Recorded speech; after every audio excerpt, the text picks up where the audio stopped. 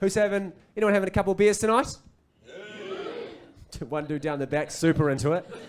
Yeah. In a weird way, drinking has influenced my life like quite profoundly. And I'll tell you a story of how it has. Back in the day, quite a few years ago, if I'm honest, I went to a place called Otago University. When I finished high school, I went to Otago University and I went to O Week, my first exploit away from home. I went down to Dunedin. I got there and I went up to the halls of residence to check in for a place to stay for my first year. And I went and I said, hey, can I check into a room? And he's like, cool, what's your name? And I was like, Tony Lyall. He goes, your name's not on the list. And I was like, a list? And he was like, yeah, like, you applied, right? And I was like, applied? And he's like, yeah, you needed to apply last August. It's a very arduous application And I was like, arduous? What the? No, I haven't. And to be honest, that part of the story never gets a big laugh at all. But I do like to say it just to illustrate how much of a piece of shit the careers counsellor at Marlborough Boys College in 2004 was. Like, holy shit, do your job! It's so bad.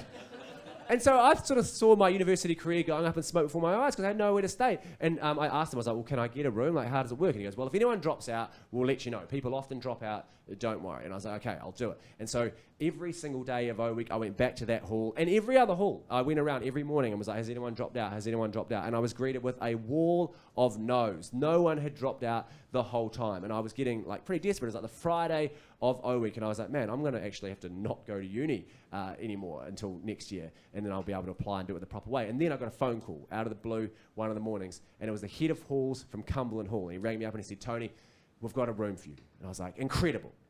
I'll move in today. And he goes, oh, hear me out. See, the girl in the room has had a huge night last night. She's got way too drunk. She's power chucked all through the room. So you're going to want to give it 24 hours to let us clean it because it's a real purple goanna Chernobyl situation in there at the moment. And I was like, okay, no worries. So I did. So the very next day I moved in and they'd done a decent job. There was still some lingering traces of the scent.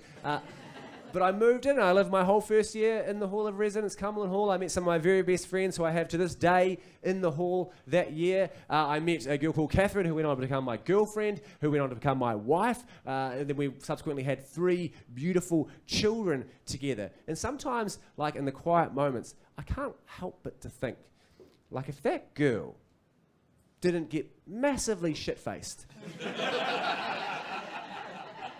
I wouldn't have a fucking family. Do you know how crazy that is? That my life's happiness depends on a girl being like, shots, shots, shots. So if you're having a couple of drinks tonight and after the show you go downstairs to the bar and you think, should I have one more? The answer should be fucking yes. Someone's happiness could depend on it. Get shit-faced, give someone kids. Like, not all tonight, by the way. You're going to want to space that out for a considerable amount of time.